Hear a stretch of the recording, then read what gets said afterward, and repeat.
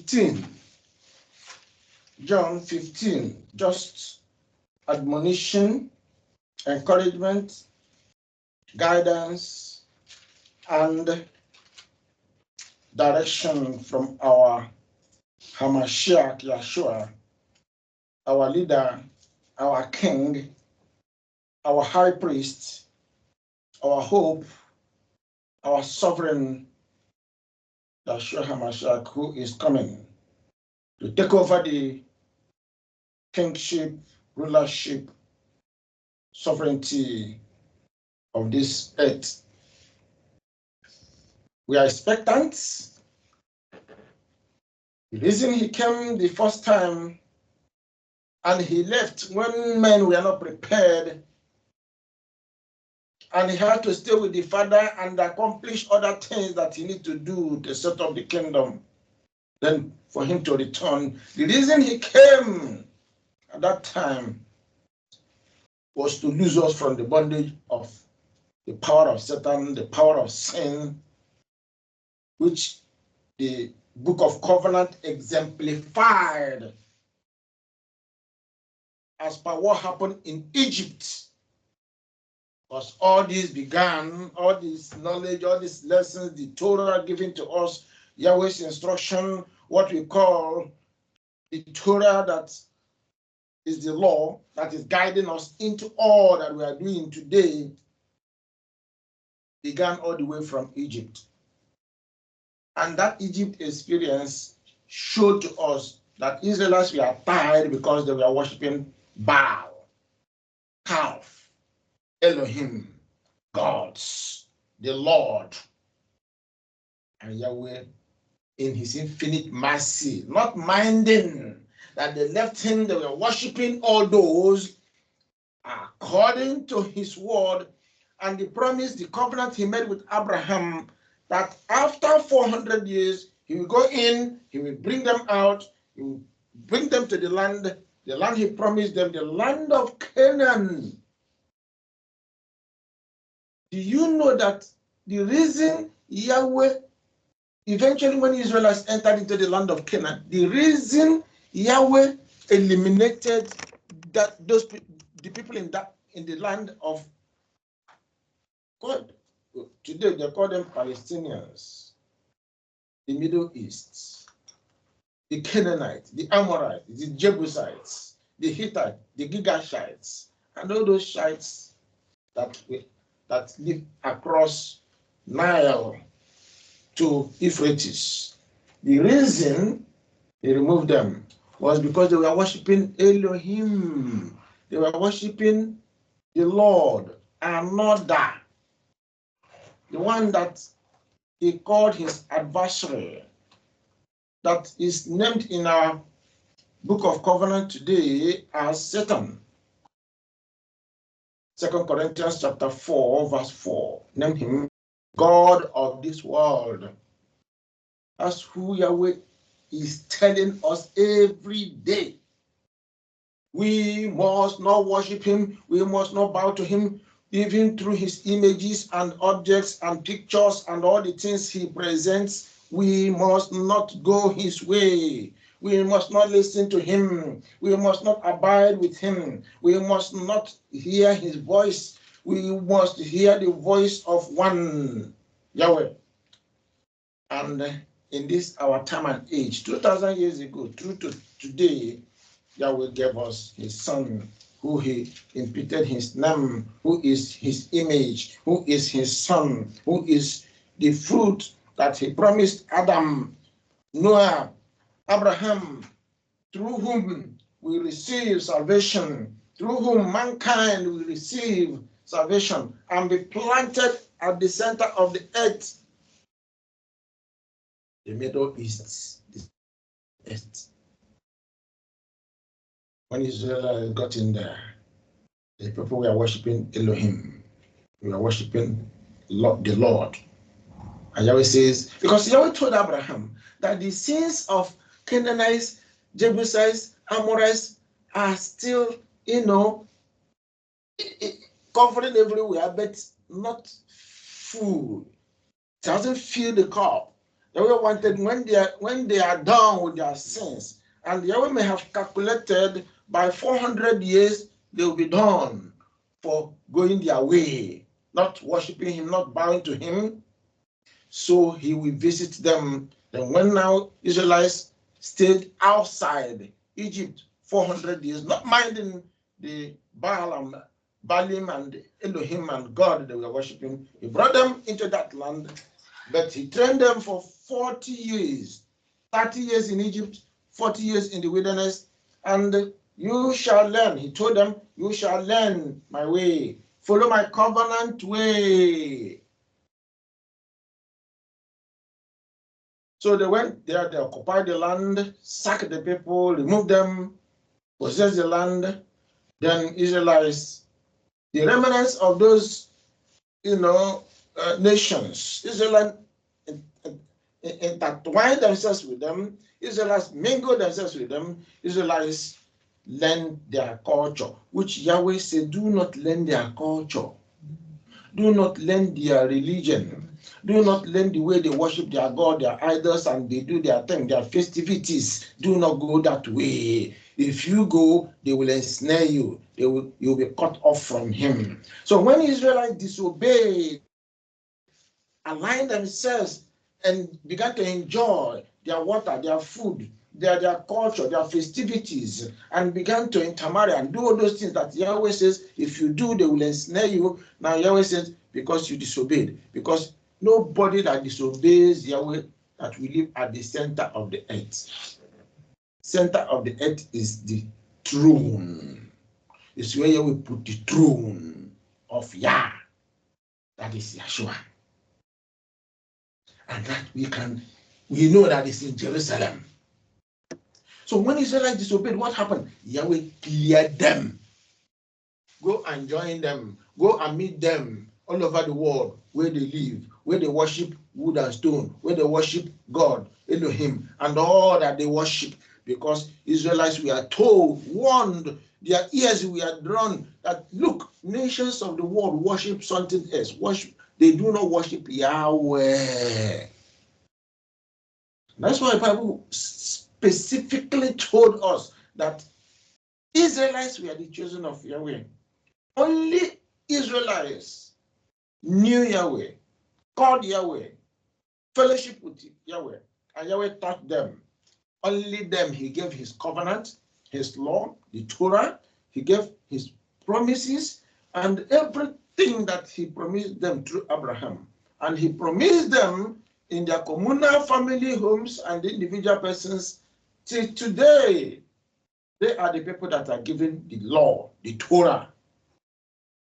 But Israelites don't want to know. Even when the children now entered into the Gentile world, they began to do the same thing that the fathers did, aligning themselves to the religions, to the worship of foreign nations, which Yahweh says, no, that is not his way.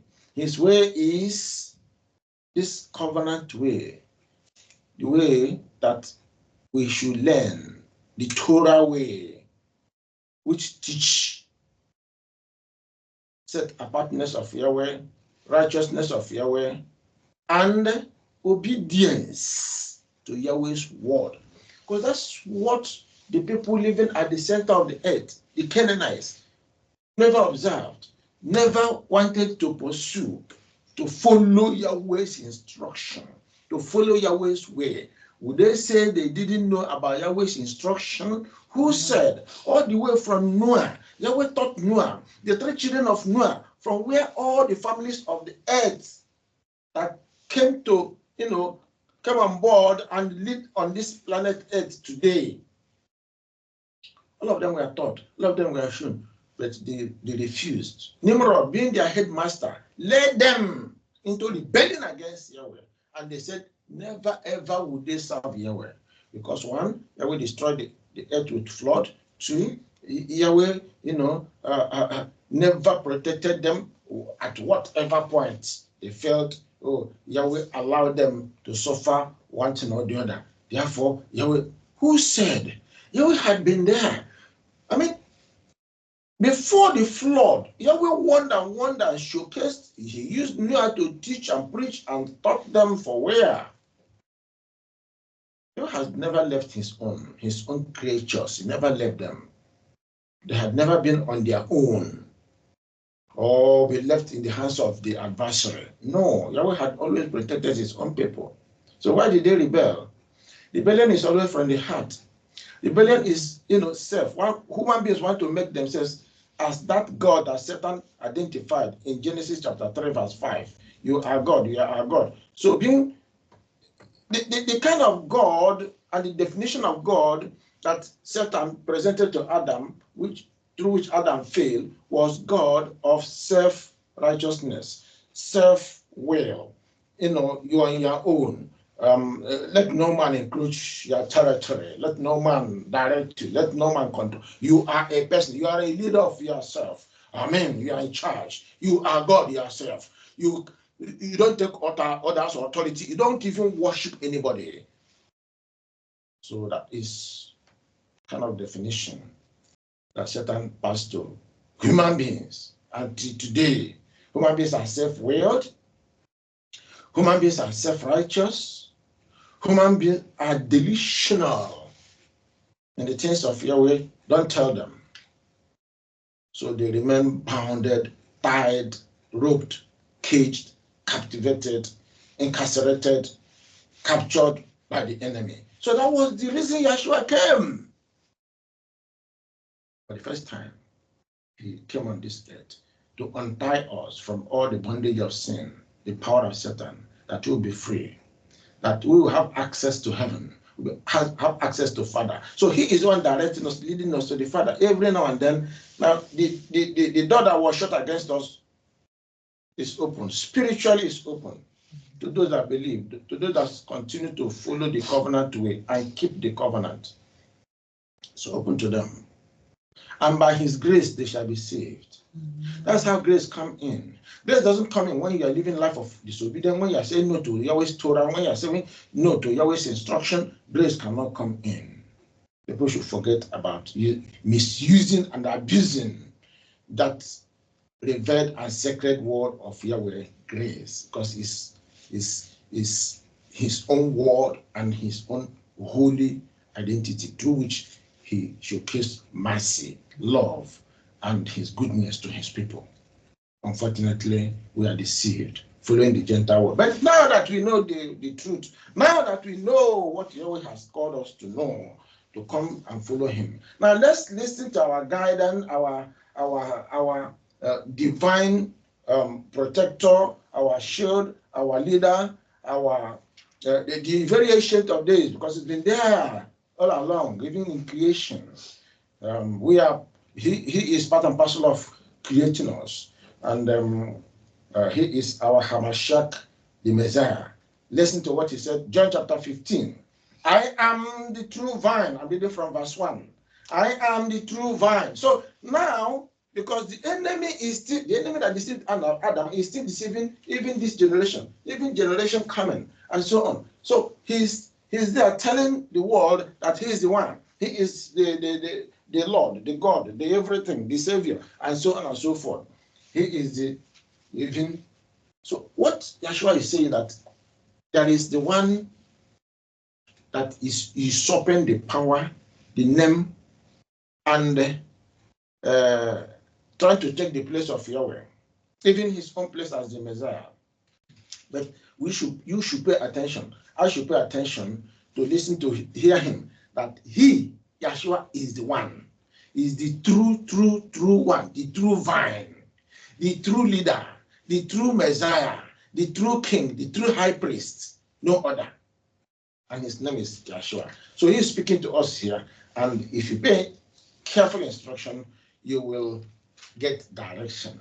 This is one of the guidelines he left with us. This is one of, pointing, showcasing, directing us to what we must see, what we must hear, what we must know, and how we must put our feet down and walk uprightly, righteously, until we enter the kingdom. Now he said, I am the true vine, and my Father is the vine dresser. Every branch in me, we are the branches of Yeshua. Every branch in me that does not bear fruit, he takes away. So Yahweh is the vine dresser.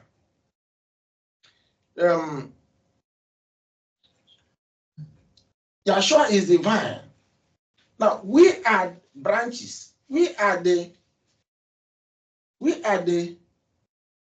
fruit of Yeshua, so to speak.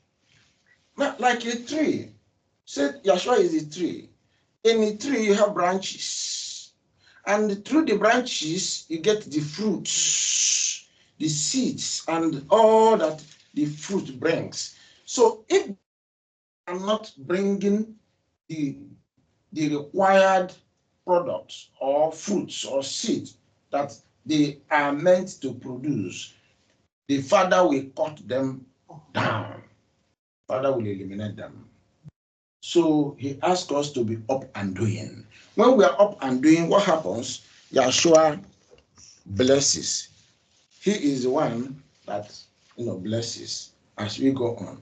Through whatever he receives from the Father, he waters us, he blesses us, continue to guide us until we will see him in glory.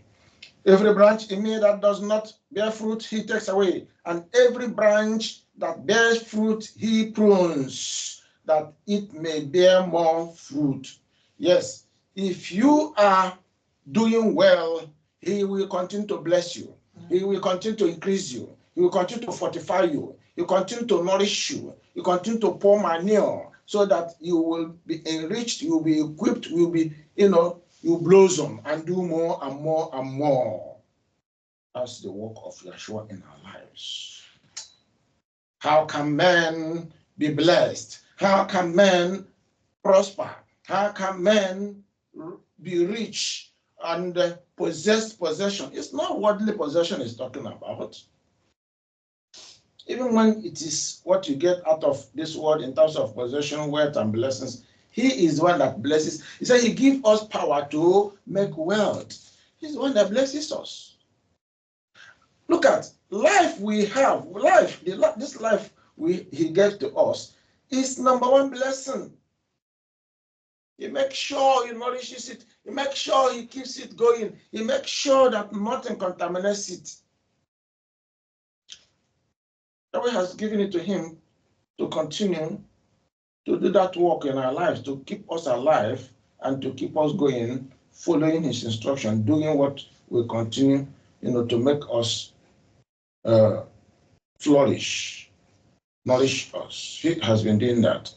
So, apart from life, when he gives you life, you don't become moribund. You don't become idle. He makes you. He gives you strength. He gives you wisdom, knowledge, and understanding to even strengthen you. Your hand, your feet, everything in you begin to walk. Not only for him, not only for yourself, but for others as well. And therein, your eyes is on the Torah, the guiding principles, rules, ways, the Torah. When we continue to put our eyes and learn from it, then we will continue to flourish. That is what he told Joshua. Joshua chapter 1 verse 8. That's how you flourish. That's how Moses was able to make it. Upon all the troubles that they gave to Moses, upon all the pushing left, right, and center, Moses was able to stood firm and did all the work because he was always running to Yahweh. Yahweh was, that is what he's telling us today. Go to the Torah, then you are on hold to Yahweh. You are grip with Yahweh. Verse 4. Abide in me, and I in you, as the branch cannot bear fruit of itself unless it abides in the vine, neither can you unless you abide in me. I am the vine, Yeshua said. You are the branches. That is what he called us, and that's what we are. He who abides in me and I in him bears much fruit. For without me, you can do nothing. This is the basic truth. How do you begin to abide? How do you begin to flourish? How do you begin to produce? How do you, as a branch, begin to bear good fruits? Not just bearing fruit, but bear good fruits. You have to identify with him, accept him, renounce sin, baptize in his name. You continue to move on. That is how you begin. That is how you start. Verse 5. I am the vine, you are the branches. Sorry, verse 6 there. If anyone does not abide in me, he is cast out as a branch and is withered, and they gather them and throw them into the fire, and they are burned. If you abide in me, and my words abide in you, my words abide in you, you will ask what you desire, and it shall be done for you.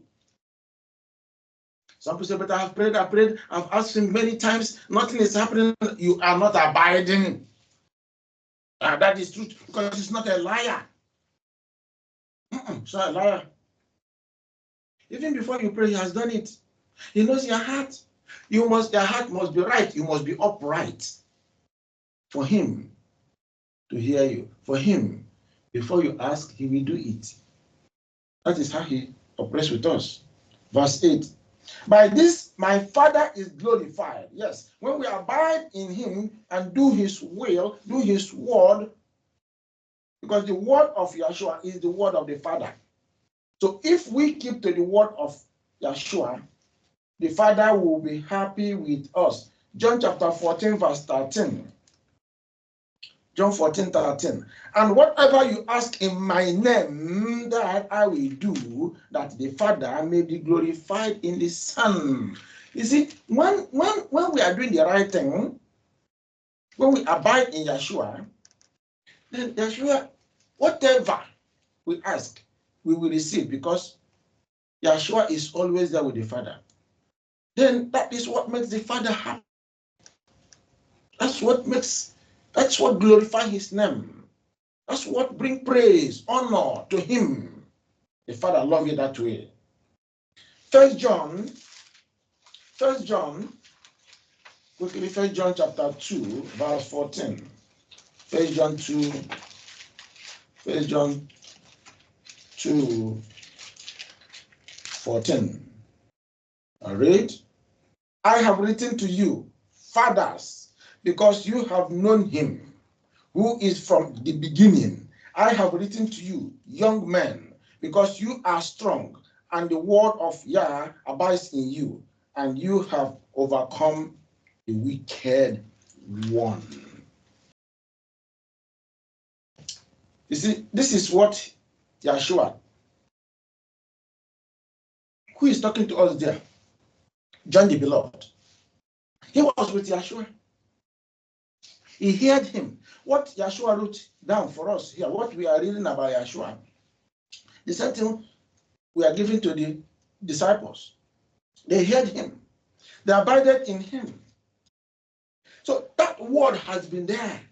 The word that he gave to them is the word he gave to us. That's what we are reading today. So we must abide in him for us to do what? For us to move forward, for us to be blessed, for us to prosper spiritually, physically, and in every realm, in everything we are doing, to see him in glory. Would there be issues? Would there be problems? Would there be difficulties? Yes, but he is there for us and with us, and he will help us to overcome. That is what he's saying. Because in the world, so in the world we shall have conflict, affliction, trouble, tribulations. They will be there. But he said, do not bother, do not worry. He said, he has overcome all those. He has overcome the world. Would you not overcome? Say, persevere and overcome. He will be with you to overcome. It's not by your power, it's not by your strength, it's not by your might. Let us alone. We can't overcome anything. Flesh cannot help, setting us free from the bondage of sin or power of Satan or the world. But The presence of Yahweh, the presence of Yeshua, the Spirit of Yahweh is with us. His angels, ministering angels are with us. That is his promise. Many do not know that angels are around about us 24 hours. Otherwise, we'll be cut off. Enemy will, within an hour, the children of Yahweh will be cut up and swept away. But the angels fight and fight 24 hours. That's why Yahweh says, the battle is not your own. Do you know that we have angels fighting our battle 24 hours? Many of us don't know. One day Yahweh will help us. We go through that knowledge. He will show us how in this world we are not living alone. We are not on our own. We have the power, the very, very power promised, the power that is still there. The ministering angel, that is their work, to minister to those who will inherit the kingdom. The heir, we are the heirs of him that will inherit the kingdom. That is the work of those angels, to continue to minister to us. John chapter 16, verse 23. John 16, 23. I read. And in that day, you will ask me nothing. Most assuredly, I say to you, whatever you ask the Father in my name, he will give you. So when you now abide in Yeshua, when you baptize in him, now you begin to live in him, walk, do all that you do according to his word. So you must abide in my word. His word. Very, very important. Abide in him, abide in his word. Then whatever you desire, he will do. But as he will not be asking the Father will be doing it for you. Because your prayer will be expressed. Your Father will hear. Be doing it for you. By this my Father is glorified, that you bear much fruit, so you will be my disciples. John 15, verse 9 there. As the Father loved me, I also loved my Father. I also loved you. Abide in my love. If you keep my commandments, you will abide in my love, just as I have kept my Father's commandments and abide in his love. These things I have spoken to you, that my joy may remain in you, and that your joy may be full. Abide, abide, abide, abide, abide, abide. What is abide? Abide in me. Remain with me. Obey me. Obey my instructions. Keep my word. Now, when we do that, now whatever we desire, he grants us. Sickness, we want to corner us. You say, Father, the hand of enemy, the plan of enemy want to be unleashed against me. Destroy, remove, terminate. It will go. That sickness will go. Your word is authority. Your word is anointed. And Satan hates anything that Yahweh has approved. Your word, when it comes out, Yahweh has approved it. He has ordained it. And whatever you command it to do, it will do. Because you are guided by the Spirit of Yahweh. So your word is guided by the Spirit of whatever it hits, it destroys it. Because our Father is a consuming fire. His word is consuming fire. His word is filled with all manner of, not human armaments, not human weapon, a spiritual weapon. Eyes do not see. Human eyes don't see. So Yahweh equips us to deal with every situation that you want to stand against us, provided we keep his commandments. Abide in the Father's commandments and in his love. His commandment is his love. 11. These things I have spoken to you, that my joy may remain in you, and that your joy may be full. Verse 12. This is my commandment, that you love one another as I have loved you. Love one another as I have loved you. This is key in the ministry of Yeshua. Yeshua, propagated his ministry, taught his people. The center of it was love.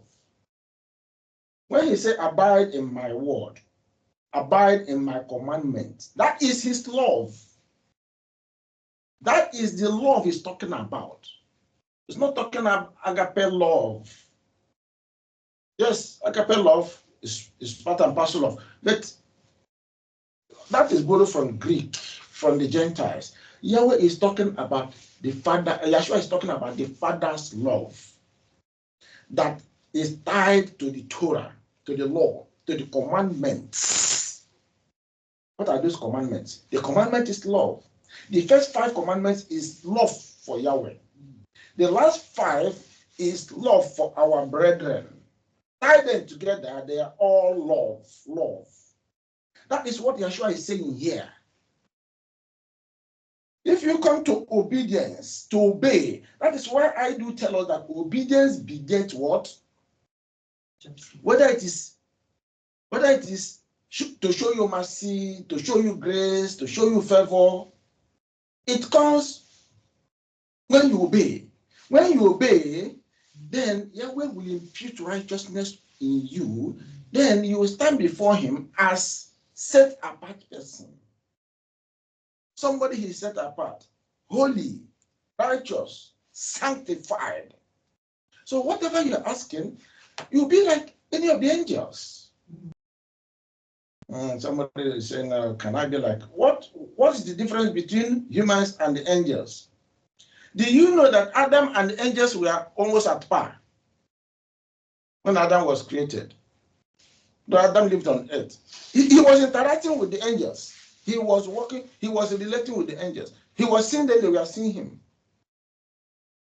Until Adam rebelled, then there was demarcation. There was kind of a veil that covered his eyes. Becomes a problem, difficult, gradually, as time and years roll, men began to see less of angels until their eyes stop seeing them because of sin, because of iniquity. But as we head into the future, as now we prepare ourselves towards entering the kingdom, Yahweh will intervene. Yahweh will be removing all those. Yes, not too long, because when Yeshua entered Egypt in the personality of angel or angels, because at times they will see him as man, at times they will see him as angel, at times they will see him as Yahweh, because he was going with the family name. Yeshua had been living with humanity from creation till today. Even when Yeshua ascended into heaven 2,000 years ago, he said, I will be with you to the close of the age. How many of us understand that? You think he's gone and gone forever? Yes, physically he's gone, it is left forever, but he's still living with us. What about his spirit? His spirit, specially given to us, is him. And he is with us via his spirit, walk with us. And his angels walk with us. So when the scripture says that we must do everything to remain in him, that is like saying, like newborn baby and the mother, very inseparable. Cannot separate them. You can't. Anything that we call that separation, Yeshua resists it. Yeshua resists it. I was reading, where was that? wanted to find out somewhere, First John chapter 3, verse, what is that? Verse 11, let me read. For this is the message that you heard from the beginning, that we should love one another. It's key. Brethren, love, this is not earthly love. This is not human love. This is love that is constructed via the word of Yahweh. This is love that is constructed via the Spirit of Yahweh. This is love that is heavenly made, tailored in our heart to follow based on his Torah, based on his instruction. So as you read his instruction, read his word, the word will be guiding you to do ABC, ABC. And that ABC will lead you and link you with your fellow human beings to be one, to live as family. That is united people. Love of Yahweh. That is what it means. That's how it goes. You are my friends if you do whatever I command you. That is how we are friends of Yeshua. That is how we are one. He is our senior brother. We are his junior ones. So all we do is to pay attention to him because we don't know the way. We don't know how we can be saved. We can step our feet anywhere and we get entangled. We get in the hands of the enemy. We get twisted. We get wiped away. But if we abide in him, in his instruction, then he ties us with the Father and himself as a family. Love binding us because the word is taken in. That word is what binds us, the word. And that is what brings us into oneness as family, as people that love themselves. Verse 15, no longer do I call you servants, for a servant does not know what his master is doing, but I have called you friends. For all things that I heard from my Father, I have made known to you. You did not choose me, but I chose you and appointed you that you should go and bear fruit, and that your fruit should remain, that whatever you ask the Father in my name, he may give you. Continue to repeat this. So it's all about who is he? Have I identified myself with him? Am I obedient to him, to his word? Do I do what he says? If I do, that means I abide, I will remain, I will live with him, I will love him, love his instructions, do what he says. There and then I will continue and I will see our Father in glory when he returns. That is the call. Verse 16, John 15, 16. You did not choose me. Sorry, let's go to 17. These things I command you, that you love one another. If the world hates you, you know that it hated me before it hated you. So don't worry. ABC may hate you. People you so like may hate you. Don't worry. Your schoolmates may hate you. Your neighbor may hate you. Even in the family, even if it comes to that point, even in this physical realm, your family members or some of them hate you because of the love you have for him, because of the love you have for the Father, the Yeshua, because of his word, because you keep to his covenant. You don't play with his assembly. You don't play with what they do on the Shabbat day, on the feast day. You don't play. You don't joke with it. He said, don't worry, because they hated him. They didn't want him to continue, and they eliminated him. The thing they will do to you. So don't worry. If you were of the world would love its own. Yet, because you are not of the world, but I choose you out of the world, therefore the world hates you. Remember the word that I said to you, a servant is not greater than his master. If they persecuted me, they will also persecute you. If they kept my word, they will keep yours also. So learn from Yeshua. What they are doing to you is what they did to him. Don't fear. and don't be moved. Don't be shaken by what is erupting, even as we head into the future. But all these things they will do to you for my name's sake, because they do not know him who sent me. They don't know the Father that sent Yeshua. They don't. If I had not come and spoken to them, they would have no sin. But now they have no excuse for their sin. Yes, Yeshua told them all that he's telling us today. Unfortunately, they didn't listen, they didn't abide, so they don't have excuse. When Yeshua will be coming back to judge them, they will not have excuse to give. They will all perish in their wickedness. Verse 23. He who hates me hates my Father also. If I had not done among them the works which no one else did, they would have no sin. But now they have sinned and also hated both me and my Father. Yeah, they saw Yeshua, they heard what he said, what he preached, yet they hated him and hated the Father. Then they are liable to judgment. But this happened that the word might be fulfilled, which is written in their law, in their Torah. Psalm 35, verse 19. Psalm 69, verse 4. Psalm 109, verses 3 to 5. Mention that they hated me without a cause. They hated Yeshua right from onset.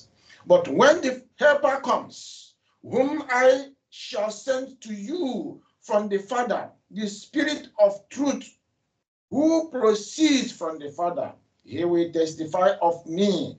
Truly, what we are reading today, what we are hearing today, what we are speaking today, because the Spirit came, Spirit is able to open our eyes, even reveal more of what Yeshua taught, that we know him better. So today, we know him, we can now understand the works of the Father and know what the Father is doing for us, that we will be saved from entanglement, from sin, from wickedness of this world, that we might be delivered at the end and inherit the earth. Verse 27, finally, verse 27 there.